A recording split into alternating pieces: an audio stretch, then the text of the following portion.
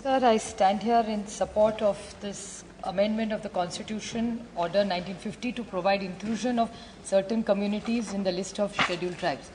Sir, this राज्य से मैं आती हूँ, 5-7 साल से वहाँ धनगर, मराठा, लिंगायत और मुस्लिम समाज बहुत दिन से आरक्षण की मांग कर रहा है। कल में भी जो बिल में डिस्कशन हुआ था उसके बारे में मैं बोली थी, क्योंकि धनगर, मराठा, लिंगायत और मुस्लिम इन्होंने आंदोलन किए। आंदोलन के बाद तब के जो विपक्ष के नेता थे उन्होंने ऐसे कहा था कि जब हमारी सरकार आएगी तो पहले कैबिनेट में हम दे देंगे। मैं थोड़ी सी क्रोनोलॉजी आपको बताऊंगी सर। और आज के मंत्री के जवाब में ऐसे आया कि 1979 में महाराष्ट्र ने पहली बार धनगर समाज की जो मांग थी वो दिल्ली भेजी थी। तब मिस्टर पवार महाराष्ट्र के मुख्यमंत्री थे और 1981 में, ये सारा मंत्री जी का स्टेटमेंट है, मैं सिर्फ दोहरा रही हूँ, उन्होंने वापस भेज दिया कि कोई टेक्निकल चीज़ें कम ज़्यादा थी उसमें। लेकिन उसके बाद जब विपक्ष के नेता थे 2013 में, उन्होंने कहा था कि 14 में हमारी अगर सरकार आएगी तो धनगर समाज को पहले ही कैबिनेट में हम आरक्षण दे देंगे। 5 साल सर उनकी सरकार रही। महाराष्ट्र में हर हफ्ते कैबिनेट होती है, तो 5 साल का 52 का हिसाब करें तो 250 कैबिनेट हो चुकी है, लेकिन आरक्षण तो धनगर समाज को नहीं मिला। उसके बाद अभी भी उनकी सरकार है और कल महाराष्ट्र के भारतीय जनता पक्ष के जो मेंबर बोल रहे थे उनकी भी मांग थी कि ये किया जाए। तो महाराष्ट्र में भी उनकी सरकार है और केंद्र में भी उनकी सरकार है, तो दिक्कत कहाँ है ये मुझे समझ में नहीं आ रहा है। तो मैं मंत्री जी को विनती करूँगी कि ये धनगर समाज की जो मांग है, मराठा समाज की मांग है, लिंगायत की, मुस्लिम है, इसका पूरा, कल भी हम एक इसी डिस्कशन में कर रहे थे और ऐसे और 4-5 बिल है। तो अगर हिमाचल के लिए हो सकता है, तमिलनाडु के लिए हो सकता है, उत्तर प्रदेश के लिए हो सकता है, तो महाराष्ट्र के लिए क्यों नहीं हो सकता?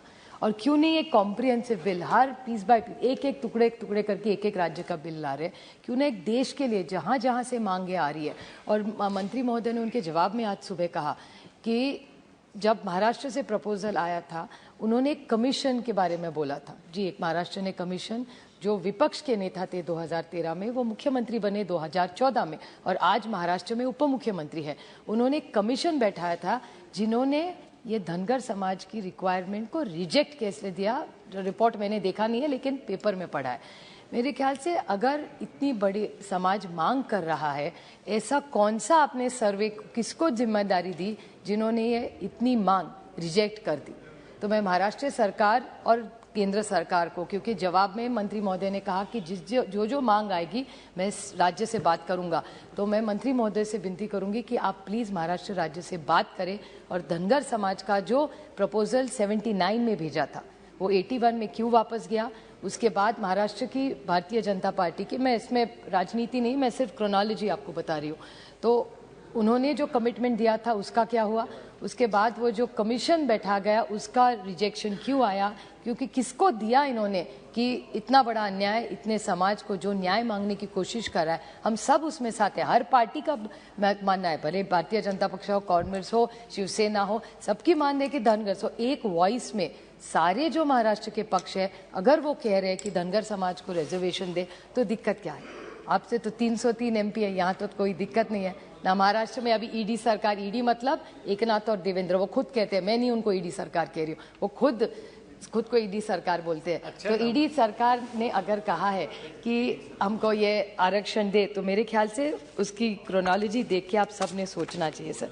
मेरी दोस्त माधवी चंद्रानी मुर्मू और अपूरूपा पोद्दार, उन्होंने सविस्तर इन्होंने जो ट्राइबल्स के इश्यू उसमें रेज किया है सर। जब मंत्री जी ने जवाब में भी एकलव्य स्कूल के बारे में उन्होंने कहा कि स्कूल बड़े बनवाए, लेकिन स्कूल में क्वालिटी एजुकेशन क्या है सर? स्कूल तो बनवाए, बिल्डिंग बनती है, लेकिन स्कूल बिल्डिंग से नहीं होता, अंदर बच्चों को क्या शिक्षा मिलती है। और राइट टू एजुकेशन में जो इंक्लूसिव एजुकेशन का जो विषय है हमारा, तो क्यों ना एकलव्य स्कूल अलग ही करने से, क्यों ना इन सारे बच्चों को हम लोग इंटीग्रेट करें? क्यों ऐसा चाहिए कि एक समाज के बच्चे एक ही स्कूल में जाए? क्योंकि राइट टू एजुकेशन में तो प्राविधान किया है, तो क्यों ना काफ़ी ये सारे जो बच्चे हैं उनकी जो स्कॉलरशिप्स है उससे ज़्यादा शायद पैसा बढ़ा के, क्योंकि नीति आयोग में जिस बारे में पहले बोल चुके हैं तो मैं रिपीट नहीं करूंगी सर, क्योंकि अपूरूपा पोद्दार जी ने उन सब कहा है कि नीति आयोग कुछ कह रहा है और सरकार कुछ कह रही है। नीति आयोग कह रही है कि इस डिपार्टमेंट का बजट कम हो रहा है, लेकिन मंत्री जी उनके आज के उत्तर में कह रहे थे कि बजट बड़ा है। तो नीति आयोग कह रही है सच के मंत्री जी कह रहे, मेरे ख्याल से ये क्लैरिफिकेशन दे दे, क्योंकि ट्राइबल्स को मदद की ज़रूर है। अरविंद सावंत जी जो कह रहे थे, हमारे यहाँ भी महाराष्ट्र में नंदुरबार हो, पालघर हो, मेलघाट हो, इनके प्रश्न जो है वो अलग है। ये जो ट्राइबल्स है उनके महिलाओं के प्रश्न अलग है, उनमें अनीमिया का नंबर, हेल्थ इश्यूज बहुत ज़्यादा है, उनके सारी जो डिलीवरीज होती है अभी महाराष्ट्र की जगह में इंस्टीट्यूशनलाइज्ड है, पर देश में सब जगह इंस्टीट्यूशनलाइज नहीं है सर। तो क्यों ना एक इंटीग्रेटेड प्रोग्राम इनके लिए बनाया जाए।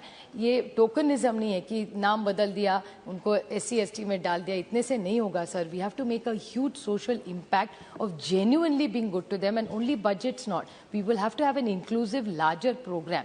I appreciate what the minister was saying. He was very, very open and honest about what has happened in my state. But in his reply, it would have been nice if he made a comprehensive goal. Say 5 years from now, we will make sure X amount of people in the tribals are all educated, all their women get equal rights, all their children, we will make sure are completely out of malnutrition, all the women are out of anemia.